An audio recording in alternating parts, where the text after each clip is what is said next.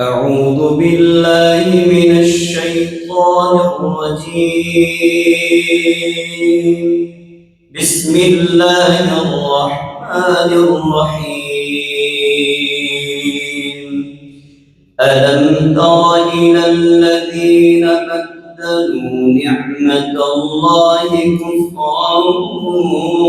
وأحلوا قومهم دار البوار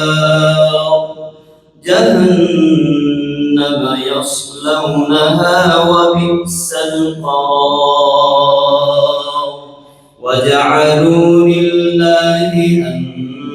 أندادا ليضلوا عن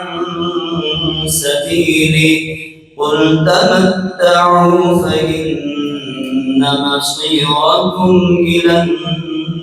النار قل لعبادي الذين آمنوا يقيموا الصلاة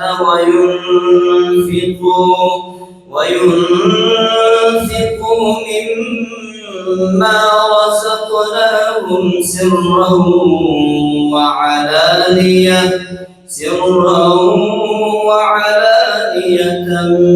من قبل أن يأتي يوم لا بيع فيه ولا خلال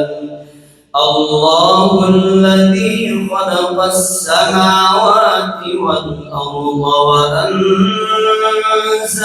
من السماء ماء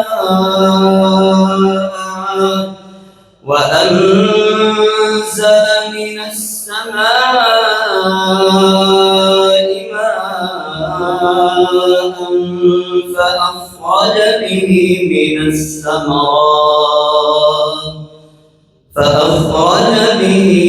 الثمرات رزقا لكم وسخر لكم الفلك لتجري في البحر بأمره وسخر لكم الأنهار وسخر لكم الشمس والقمر دائبين وسخر لكم الليل والنهار وآتاكم من كل ما سألتموه وإن تعدوا نعمة الله لا تحصوها إن الإنسان لظلوم كفار صدق الله العظيم.